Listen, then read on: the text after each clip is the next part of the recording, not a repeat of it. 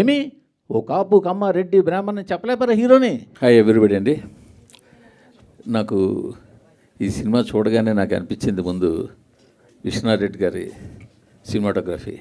ఇమీడియట్గా ట్వీట్ చేశాను నేను, మీరు చూసుంటారు సార్. మార్నింగ్ లేవడంతోనే ఆ ట్వీట్తోనే సార్ నిజంగా ఒక్కొక్క ఫ్రేము ఒక్కొక్క వాల్పేపర్ లాగా ఒక స్క్రీన్ సేవర్ లాగా చేసే ఎక్సలెంట్.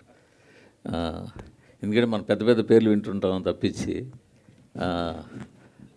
తర్వాత వెతికితే మీ ప్రొఫైల్ అంతా చూసి ఓహో గామి ఈయనే చేశారా, బాగా చేశారా అనిపించింది. కంగ్రాట్స్ సార్, చాలా థ్యాంక్స్ సార్. నెక్స్ట్ ఈ సినిమాలో ఆవిడ స్టీల్ ది షో అంటే ఆవిడ బాగా చేశారు, దాని గురించి చెప్పక్కర్లేదు. బట్ ఈ సినిమా మీద నాకున్న అబ్జెక్షన్ మొత్తం చెప్తున్నాను, నా క్వశ్చన్ కాదు. ఆవిడ ఇందాక స్టేజ్ మీద ఒక్కొక్కరిని పిలిచినప్పుడు సుద్ది అయోధ్య గారు రండి ఏదో క్యారెక్టర్ పేరుతో పిలిచారు. ఆయన ఏమని పిలిచారండి మీరు రమ్మని స్టేజ్ మీకి? పంతులు గారు రండి అని పిలిచారు. అదే ఎందుకు అలా పిలవాల్సి వచ్చిందంటే ఆవిడ తప్పు కాదండి. సినిమాలో హీరో కులం ఏమైనా చెప్పారా? హీరోయిన్ కులం చెప్పారా? హీరో తండ్రి ఇంకో క్యారెక్టర్ ఎవరిదైనా కులం చెప్పారా? అంటే ఒక రేప్ చేసే విలన్ క్యారెక్టర్ చూపించాల్సి వస్తే మీకు బ్రాహ్మణ్ కావాల్సి వచ్చిందా ఏంటనేది?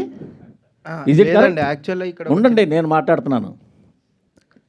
కాశీ లాంటి పవిత్రమైన పుణ్యక్షేత్రంలో మీకు ఫైట్ సీక్వెన్స్, రేప్ సీక్వెన్స్ తీయడానికి ఒక కబేలా కావాల్సి వచ్చిందా? కాశీ లాంటి ఒక పుణ్యక్షేత్రంలో ఒక పంతులు ఒక ముస్లిము కలిపి రేపు సీన్కి అసిస్ట్ చేసినట్టు తీయాల్సి వచ్చిందా?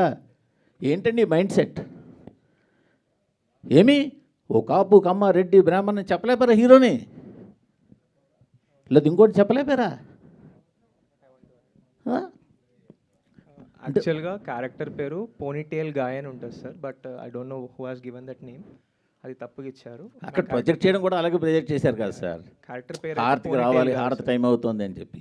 అంటే నేనేమంటానంటే మీరు ఇప్పుడు ఒక పర్సన్ టార్గెట్ చేయాలనుకున్నప్పుడు చేస్తే చేయండి, అది మీ ఇష్టం, కాదనంటల్లా. నేను ఇది ఎక్కడైనా ఒక ఇండికేషన్ ఇచ్చారా? ఒక ఇంటి పేరు చెప్పారా? అయ్యో హీరో ఈ హీరో ఇప్పుడు ఆయన పేరు హనురెడ్డి, బట్ సినిమాలో అయితే రెడ్డి కాదు కదా. చెప్పడంలో మేబీ ఆయన రైటరు, ఆయన ఇంగ్లీష్ కాదు కదా. ఆవిడ శుద్ధి ఏజ్ ప్రపంచంలో దేనికైనా ఉండొచ్చు. కరెక్టే సార్. అక్కడ వాళ్ళకి ఇవ్వడం అంటే తప్పుగా ఇచ్చారేమో. మీరు కాశీలాంటి పుణ్యక్షేత్రంలో తీస్తున్నారా?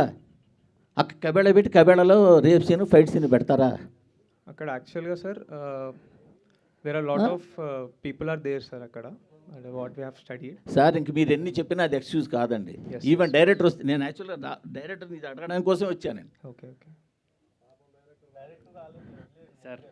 కాదండి, అది ఏంటది? ఇదే తీయండి, ఇంకొక క్యారెక్టర్ ఇంకో క్యాస్ట్ పెట్టి అప్పుడు తెలిసి ఉండేది. సార్ మూర్తి గారు వన్ సెకండ్ మా డైరెక్టర్ రైటర్ కాబట్టి ఆయనకి ప్రతిదానికి ఒక బలమైన కారణం ఉంటుందండి. దయచేసి మీరు నిజంగా ఆయన అడిగితేనే బెటర్ అండి. అంటే మీకు లైవ్ అందరూ చూస్తున్నారు, అందరిలోకి వెళ్తుంది, ఆయన చూస్తాడు, ఆయన కారణం ఆయన చెప్పుండొచ్చు, వేరే సంగతి. బట్ నేనైతే చెప్తున్నాను సార్, రెండు అబ్జెక్షన్స్. ఒకటి సరే ఓకే, కాశీలో పురోహితుడినే చూపించాడు, ఆయన ఇష్టం చూపించుకోమన్నాడు. కాశీలో పుణ్యక్షేత్రం అండి, ఆ పుణ్యక్షేత్రంలో ఒక కబేళా చూపించి అంత భారీ కబేళా పెట్టి ఆ కబేళాలో ఒక ముస్లింలు పెట్టి వాళ్ళేమో ఈ పంతులు సపోర్ట్ చేసినట్టు ఏంటండి? ఏం చెప్పదలుచుకున్నారు ఇండైరెక్ట్గా మీరు?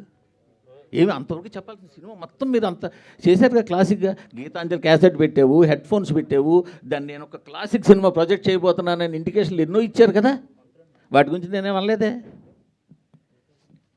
సో ఇప్పుడు ఆయన ఫోటోగ్రఫీ అద్భుతంగా తీశారే, నేను కాదనలేదే.